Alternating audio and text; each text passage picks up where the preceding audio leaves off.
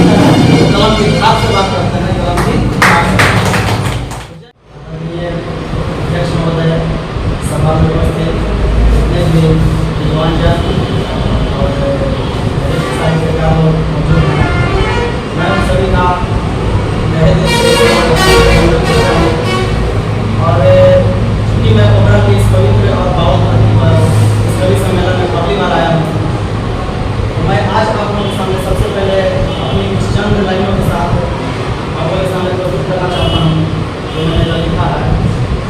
और मैं चाहता हूँ कि आप लोगों के सामने प्रस्तुत करूँ, इससे लगने वाले थोड़ा सा संक्षिप्त परिचय भी मिल जाएगा। मैं गोल की धरती से आया हूँ, मैं गोल की धरती से आया हूँ, रंजन नाम मेरा है।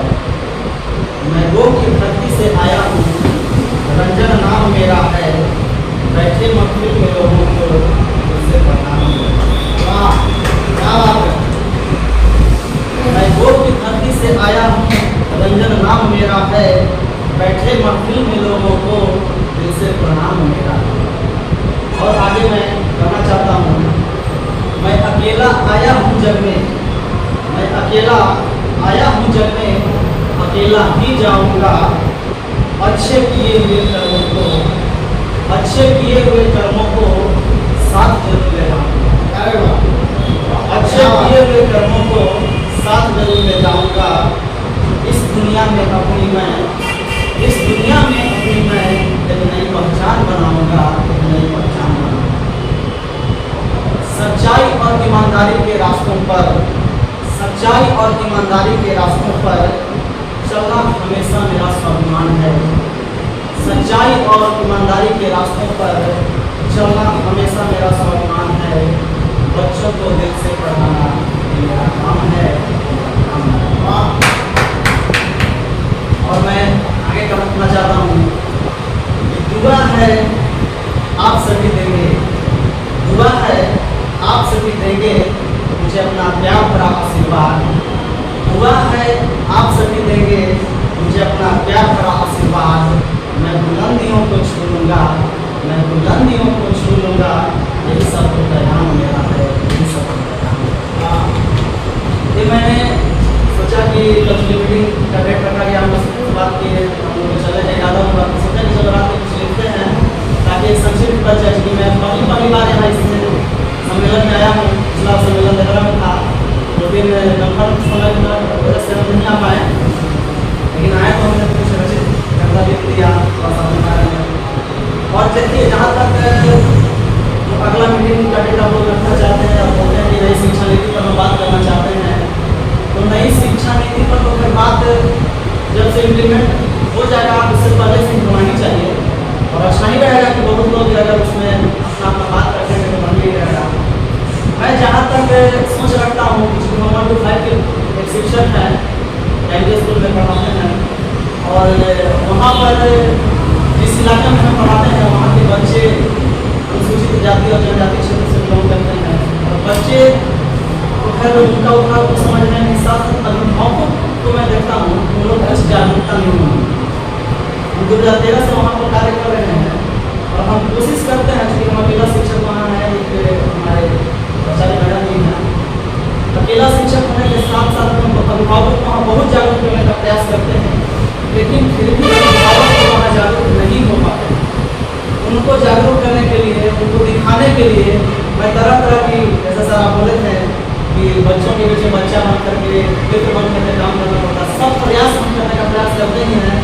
एक से गतिविधियाँ हैं जो अक्सर हम अपने से खुद रच करके बच्चों की एक्टिविटी कराते हैं, या सब जानते भी होंगे, विद्यालयों के माध्यम से वहाँ डालते भी रहते हैं, चैनल के माध्यम से प्रयास रहता है कि हम करते रहते हैं, अभिभावकों को हमेशा जागरूक करते हैं। तो गतिविधि का समावेशन शिक्षा में होना बहुत जरूरी है। जैसे अभी चरण पर शिक्षण जो चल रहा है, लोग यहाँ शुरू नहीं हुआ है, और ऐसा चरण पर शिक्षण को शिक्षक के लोग पहले से ही कर रहे हैं। जैसे हम लोग प्रयास करते रहते हैं कि ऐसा करें, गतिविधि का समावेश हो जाने से बच्चे को बहुत आनंद आता है, साथ साथ उनको भी आनंद आता है। उनको लगता है कि चलिए तो बहुत अच्छा पढ़ा। जो बच्चे हम जब गए थे शुरुआत में विद्यालय, देखते थे कि कोई बच्चा वहाँ आ नहीं रहा है, कोई जैसे तैसे कर जा रहा है, कम से कम वहाँ जाने के बाद जैसे लोग कहते हैं कि अगर खाना बनेगा विद्यालय में तभी बच्चे आ पाएंगे, कोई जरूरी नहीं है। अगर कभी कभी चावल अगर नहीं रहता है विद्यालय में और हम देखते हैं कि अगर हम वहाँ गए समय पर अपना, तो बच्चे वहाँ ऑटोमेटिक खाना बने या नहीं बने, अगर जान गया कि हमारे सर आ गए हैं तो ऑटोमेटिक कॉपी किताब लेकर के आता है। और तब तक रहते हैं बच्चे जब तक कि मतलब हम उनको कम नहीं देते हैं कि आप जाइए। यहाँ पे यहाँ पर ऐसा नहीं है कि सरकारी स्कूल के बच्चे सिर्फ भोजन के लिए वहाँ जाते हैं, ऐसा कोई मानसिकता नहीं है। अगर आप दिन से विद्यालय में अपना समय देते हैं, अगर आप बच्चों के लिए जागरूक रहना है तो बच्चे हमेशा आपके लिए तत्पर रहेंगे और वहाँ पर उनका भोजन से कोई मतलब नहीं रहता है, चाहे वो गरीब कितना ही क्यों ना बच्चा हो। तो मैं ये सब देख रहा हूँ विद्यालय लोग का मानसिकता भले है कि अगर खाना बनेगा तो वो बच्चा का पेट भरेगा, ऐसा कोई मानसिकता नहीं। तो जहाँ तक शिक्षा की और आगे पहुँचाने की बात है तो तरह तरह की गतिविधियाँ, तरह तरह की मनोरंजन एक्टिविटियाँ हैं तो होना ही चाहिए। और सबसे बड़ी बात है कि अगर एक शिक्षक अगर है तो अगर मेरा ही सोच अगर नीचा स्तर का रहेगा तो आने वाला पीढ़ी का सोच कैसा होगा। तो सोच हमारा दूरदर्शी होना ही चाहिए। अगर हम सोच रखते हैं हम सूरज और चांद पर पहुँचने की, एक बच्चे भी मेरे हैं जो सूरज और चांद पर पहुँचने की सोच रखते हैं, इसलिए सोच का असर दूरदर्शी होना बहुत ही जरूरी है। अगर सोच मेरा नीचे रहेगा कभी भी हमारा देश, हमारा समाज, कभी भी हमारा राष्ट्र विकास को नहीं जा सकता। ये मेरा अपना विचार और है। हमारे देश में बेटियों को सम्मान, नारियों को सम्मान, साथ साथ हम तो कहते हैं कि पुरुषों को भी सम्मान क्यों नहीं मिलना चाहिए। अगर नारी को भी सम्मान मिल सकता है तो पुरुषों को सम्मान दीजिए। अगर बराबरी का दर्जा अगर नारी को है तो बराबरी का दर्जा पुरुष को है। लेकिन पुरुष प्रधान समाज कहलाता है कि शुरू से है, लेकिन बहुत सारे ऐसे भी लोग हैं समाज में बहुत अच्छे अच्छे ज्ञाता है, विद्वान है, लेकिन उनको मान सम्मान नहीं मिल पा रहा है कि नहीं सर। बहुत सारे लोग हैं जिनको मतलब समाज के लोग उनको सही समय उनको पहचान नहीं पा रहे हैं और उनकी एक्टिविटी को पहचान नहीं पा रहे हैं, जो कि हमारे समाज के लोग है। अगर आप समाज में रह रहे हैं, अगर आप लोग वहाँ जानते हैं, समझ में जानते हैं कि सब कुछ इनके अंदर क्वालिटी है, लेकिन अगर आपके पास पैसे नहीं है, अगर आपके पास आर्थिक रूप से मजबूतियाँ नहीं है तो लोग आपसे दूर होना चाहिए। वहाँ पर भी देखते हैं ये समाज की बहुत बड़ी कमी है, जिसको भी जागरूकता फैलाना ही होगा, क्योंकि ये विषमता बहुत ही खराब है। अगर समाज में अगर कोई इंसान गरीब है लेकिन अगर उसका सोच बहुत ऊंचा है, हमको उसको सीखना चाहिए। लेकिन यहाँ पर देखते हैं कि समाज में ऐसा हो नहीं पाता है। और अगर बदल लोग करने का भी प्रयास कीजिएगा, एक समय बोल देगा कि अपने खाने का ठिकाना ही नहीं है, दूसरों को प्रवचन दे देगा। ऐसा होता है खुद खाने का ठिकाना ही नहीं है, दूसरे को प्रवचन देते रहते हैं। लेकिन पता नहीं हमको क्या ये सब लगता है कि मानसिकता, और इसमें एक कहीं ना कहीं से यही देखते हैं शिक्षा का अभाव है। अगर उनको सही समय पर शिक्षित कर दिया जाए तो कभी भी एक गरीब का मजाक नहीं उड़ाएंगे, गरीब जो शिक्षित है उसका मजाक नहीं उड़ाएंगे, क्योंकि हमारे समाज का एक बहुत बड़ा दोष है।